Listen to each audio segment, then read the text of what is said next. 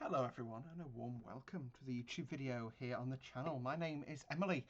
Today we are here at Newcastle in the PMDG 737-800. For me it released a couple of weeks ago, for you guys it released a couple of months ago. Same difference, am I right, home viewers? So I thought what we could do is actually go and do a flight. So there's my full name because law, why not dox myself a little. I'm going to do a new flight. So we are going to depart Golf November Tango. Fly down to Faro. Now, I'm actually going to have a look at the map of Navograph here. So we'll go Newcastle to Faro, which is down here. Actually, Seville isn't a bad alternate for Faro. It would be that or Lisbon. Or, yeah. I want to leave LEZ Ellen because I believe that'll be, like I say, Lisbon. And that's actually that's probably our closest one. So that's a good shout. We need to, well, we're flying a 737-800. I don't really care about specifics because I'm literally going to use this flight plan then bin it.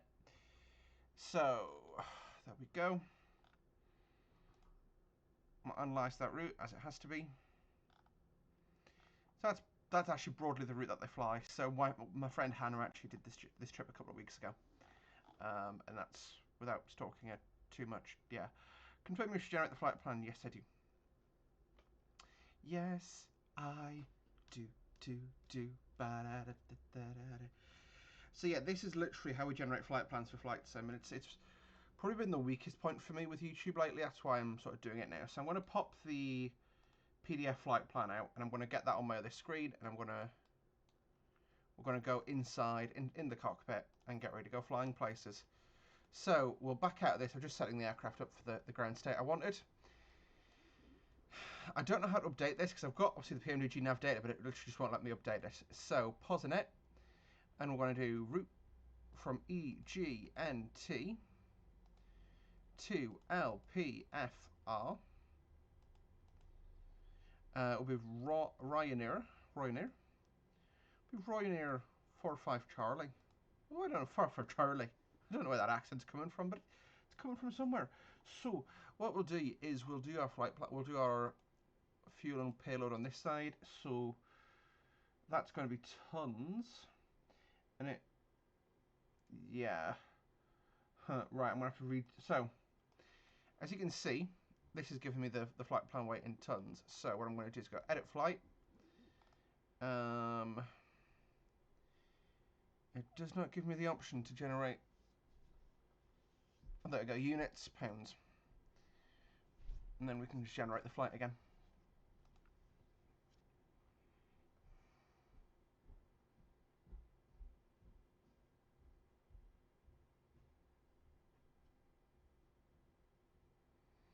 So we just do this, and then this gives us the flight plan again. But now we got to weight in pounds. So the aircraft wants us to fly with, so minimum, 25038 is our departure fuel.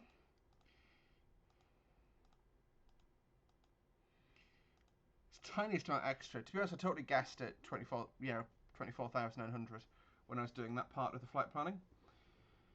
And then what we'll do is we'll go return, payload, and we'll do our gross weights and CGs. Come on.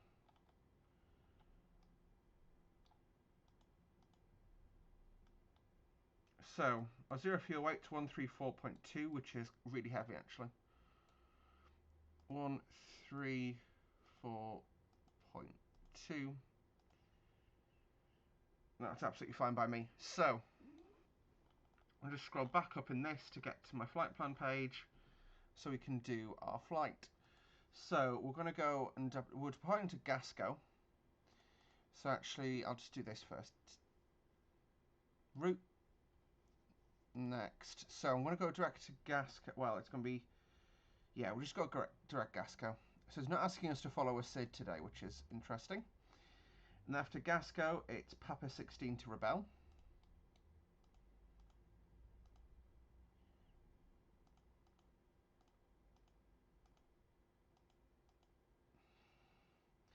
After that, it's Uniform Papa 16, and that's down to Knockin.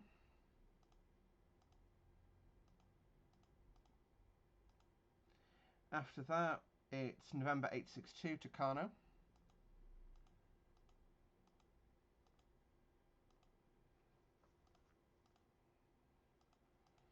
I would put this all on the same screen, but it's literally not possible. I'll try and put this in like a folder where you can view it, but yeah, I'm not sure how we can do that. Then it's Tango 7 to LND, which would be Land's End. Interesting, so I'm going to go direct to Land's End.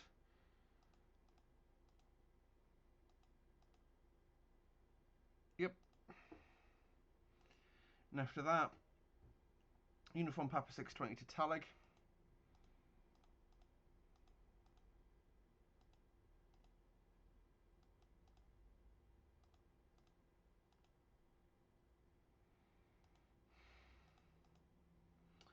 After that, direct Coral.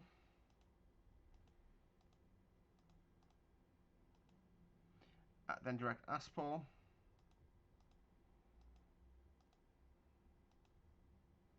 And then direct Genro. And then again, it's just a straight in arrival from there to the ILS. So there you go. So activate and execute, and that then all goes in. Perf weight we know, so it was 134.2. Reserves 2. Cost index 14 for Ryanair, I believe it is. Cruise flight level today planned for 350.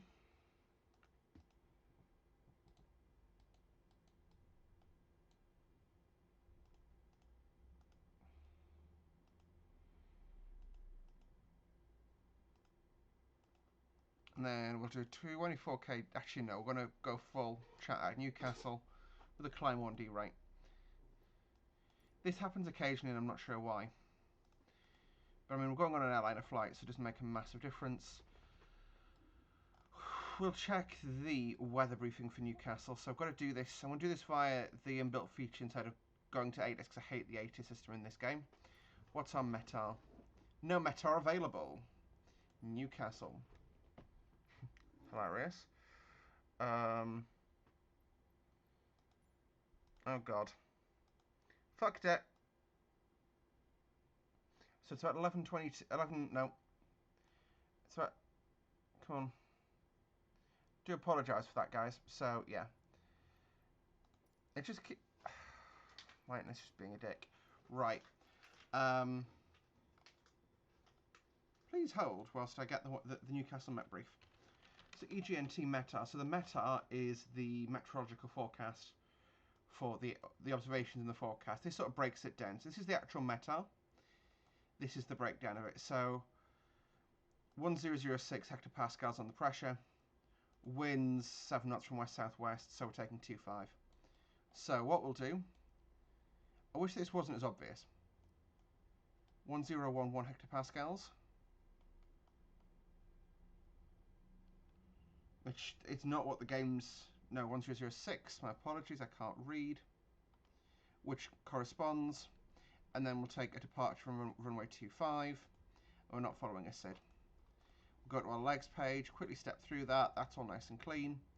So we're basically ready to go places. So arrival fuel, be sensible, 10 tons, or 10,000 pounds. We're taking off with 25.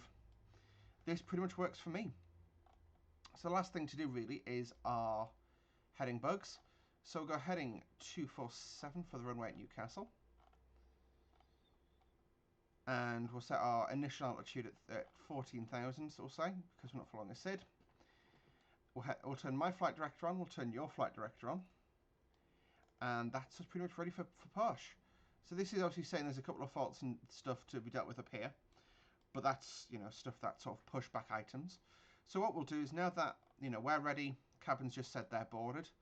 So what will happen is we'll do ground services and we'll start releasing vehicles basically.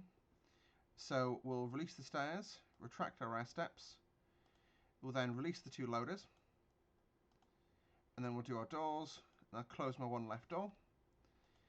And then close my cargo hatches. Which you'll then see all the lights will go out there, which is perfect. So that's my doors and they're secure. So we'll now, because one of the things I didn't actually do, it's totally on me, I didn't start the APU.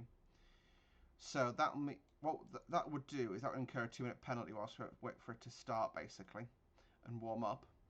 But what I'll do is I'll do it now, and I'm going to skip that this time. We'll just pretend I started it earlier. Yeah, cool, thanks. But you can see all the doors are closed now. You can hear the little engine at the back of the aircraft, the APU powering up. You've got the last of the carts leaving there. Got some wing walkers there waiting for us to go, making sure that we don't run over any of the stuff there.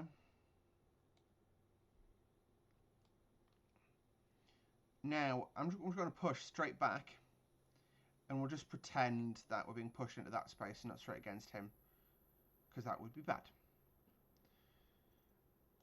So we'll go back into the cockpit,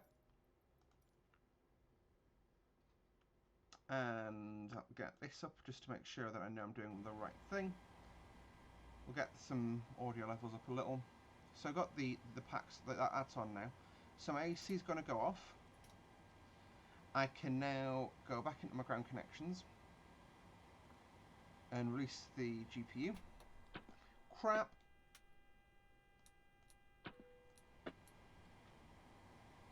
That hasn't dropped everything out of the... On certain aircraft you do that, it's like it drops all the information out the MCDU and stuff, and you're like, shit, I've got to do all of that again. That has happened before, pilots have done that before. So I'll turn on my wing tank fuel pumps on because we've got nothing. Actually, we do have fuel in the centre tank, so I'll turn that on as well. That'll be for when we actually get the engine spinning. What I'll do is I'll say I want my pushback now. I'm going to go straight back, push out straight out. Yeah, TPX 200 tug, or yeah, and we'll start that push. Go ahead. Let's lock my park brake out. So that's my TPX 200 tug there. Roger that. Ready for push straight back. Brakes off. Brakes are off. So I'm going to leave my hydraulics off. Those all remain off for now. I'll turn my window heaters on now, whilst he connects. So the window heat is basically to make the windows more malleable and defrost them, but mainly at low altitude, obviously, to make them more malleable. So Here we go. if you are having issues, there you go, pushing out now. So if you are hitting birds and stuff, it basically means the window will flex rather than break. So yeah, we're just going straight back out with the pushback tug on. What I'll do is we'll start engine number 2 whilst we taxi, push, sorry. And I need to, that's all configured correctly for that, I hope. You get that on. And this, yeah, engine now spinning, perfect. So you can see we've got flight control and electrical warnings, anti-ice, hydraulic, overhead, aircon. So that's absolutely fine. Like I say, as soon as we get stopped and stuff, yeah. Like I say, we'll just say we were pushing to that spot there, which I think what they actually do from this stand. And we'll just stop here. Stop the push, please. Thank you. Get rid of the tug. The tug, as they say in Geordieland. For some reason I just can't do parking brakes. Fabulous. So waiting for that. Number 2, that's now, yeah. So you're supposed to put the fuel in at about 18%. But I'll start the fuel connection now and we're going. So what'll happen is we'll just taxi out, we turn left, we go that way. That's T5 end at Newcastle. But it is pretty cool, this. Pretty cool indeed. So yeah. Like I say, it's going to be a 2-parter as always. We'll do the departure and then the arrival into sunny Faro. Know my luck. I've not actually checked the weather for Faro at all. It'll be like hoying it down to rain in Faro. So now that we've cleared of those guys, we'll get our probe heats on. Basically, the reason you turn the probe heat off on the ground is so that people don't touch it and burn themselves. So that is a good start on the number 1. Start a cutout. So correction on the number 2, starting engine number 1 now. So we've now got, effectively, when you look at the overheads with this panel here, the APU puts compressed air in here and it can go to both sides. This valve is to stop air crossing sides. So now what I'm doing is I'm putting air in from the APU and from engine number 2, and it's going around to start engine number 1. Is effectively what I'm doing. There we go, I've left it far too long again. Fuel on, fuel in.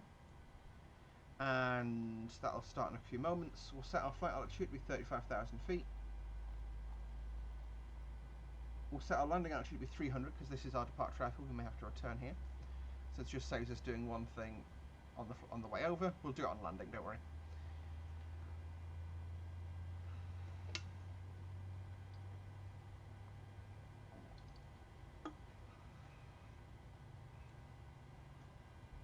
So both our flight directors are on. Everything's done here. The only thing I haven't done is my takeoff speeds. So it's 144, 146, 148, 154. So our climax speed is going to be 160 knots. There we go. So that's us now ready for taxi. So we've got 2 starters cut out, 2 starters cut out. Taxi light can come on now. Anti-collision light should have been on. Oopsie. Can turn both engines on.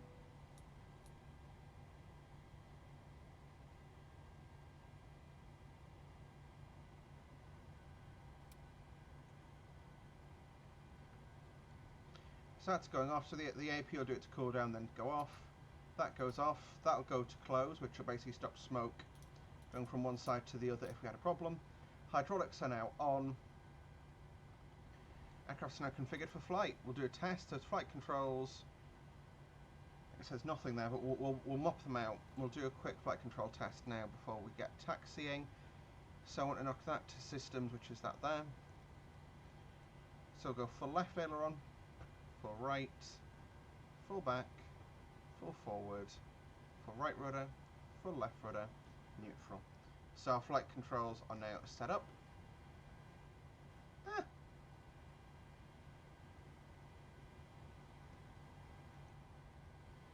This will be fine. So yeah, like I said, with this is my example here. So you remember we were looking at it. I said this basically this side feeds down to this side and it feeds various systems there. You can trip and reset. Like I say, I'm just going to close the isolation valve so it isolates the two systems from each other. That's what our flight control warning was for. The yaw damper has been turned off. So if I now turn that back on, no warnings. Outstanding. So we're just going to taxi forward and away to infinity and beyond. Just a bit of power to get us moving there.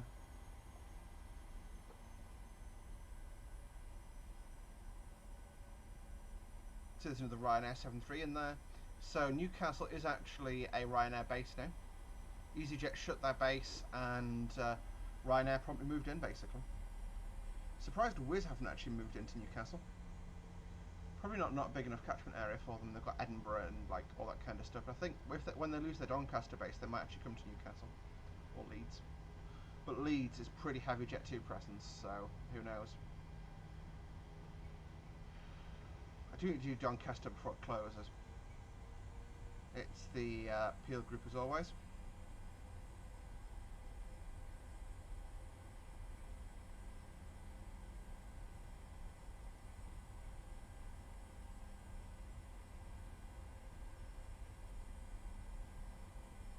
There we go, so just going to keep a decent chunk of power on. 25 knots, not as fast as you want a taxi. So we're going to go at the departure end. Obviously Newcastle, as always, is all backs. Probably the best Newcastle scenery going, really.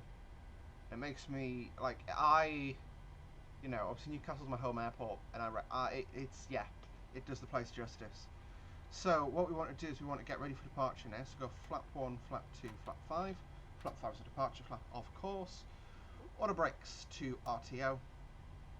That's broadly everything we can do so far. I mean, when we get past the fire station, I'll turn my landing lights on and stuff.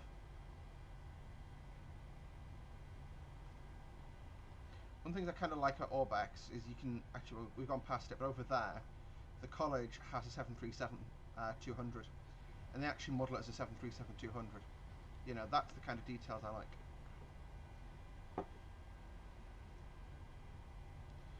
So yes, we are now, like I say, we are ready for departure. What I'm actually going to do now that we're rolling, start my chronometer. Chronometer. Just means we know how long we've been flying for. Landing lights, they can all come on now. Turn-offs can come on. The ignition switches to continuous. Landing lights to strobe and steady. And we're ready to go places. So, I've changed the positions up. I set the lights up for takeoff because I can see there's no aircraft in front of us. But I'm still not going to put the transponder on yet because that is just going to needlessly freak people out who are coming into land. But yeah, overall, the NGX, it's such a nice little aircraft. And I mean, I hate on the 737 because, you know, you compare it to the Airbus, it's a little bit of a tractor, but it's still a pretty nice plane. Pretty nice plane, nevertheless. I am just waiting for more of the sort of study sit grade stuff to be released for MSFS before I fully move over. Like, it's, yeah.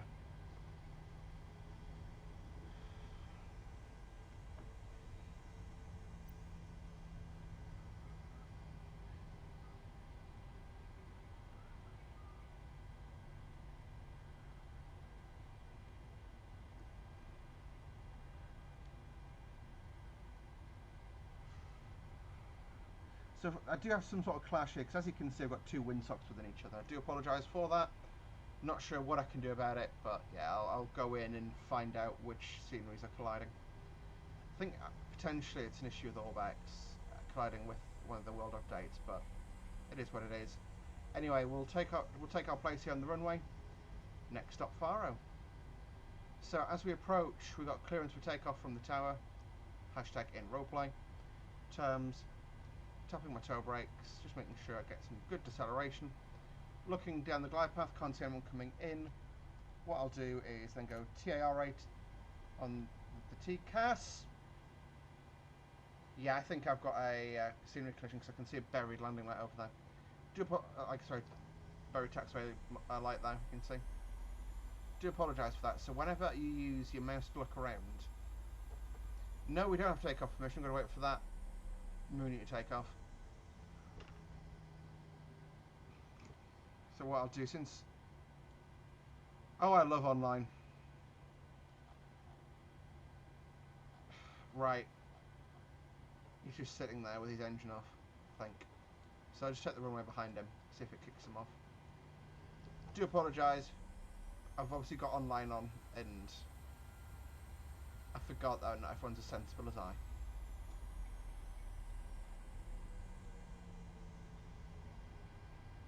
I'm taxiing in like I'm a freaking triple going from the very end.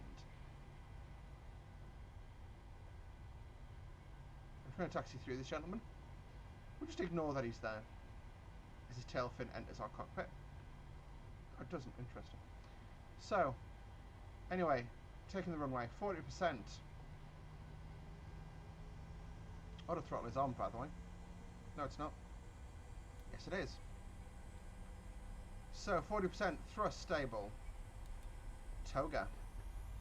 Toga switches are pressed. LNAV and VNAV will be armed. Or maybe not.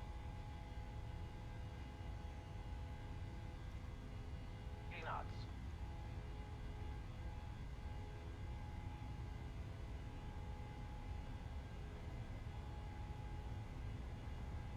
That wind is straight down the runway. V1, committed, rotate. Positive rate of That was climb. a bit sprightly. Gear up.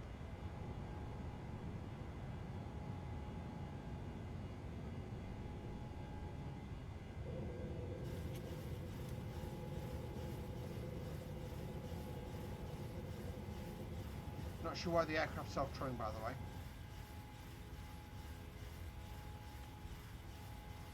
Yeah, I'm not applying any trim and I've got no automation in, so... Right. VNAV mode. Armed.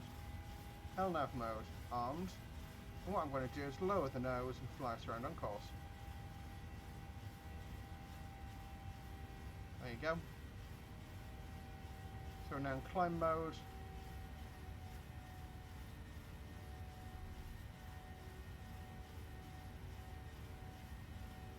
You can see just climbing out beautifully here. Got the Tyne over on our left.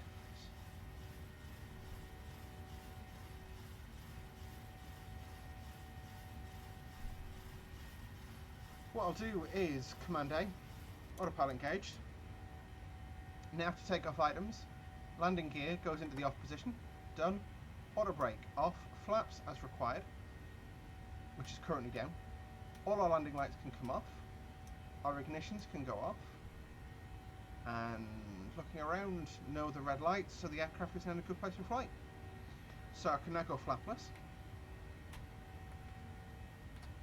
As we cross that, climb out over the Tyne, you can see the central motorway there.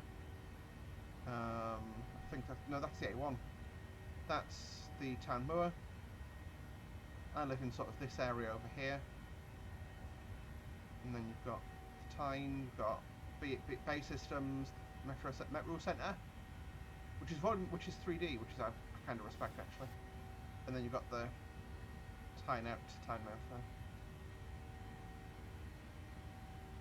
And you got the Weir next, but that's we don't talk about the Weir. We don't talk about the Weir, right? So yes, like I said, it's just to climb out on course for now. So we'll stay eyes in until 6,000, and just let the aircraft climb out.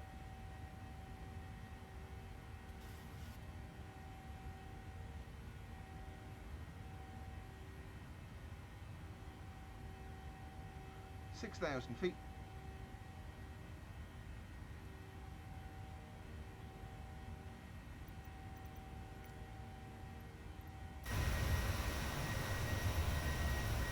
There you go. Alright, so we're now to start transition levels. The aircraft actually starts to fly itself all the way to the top there. Not really great that I need to do except to go the actually go today.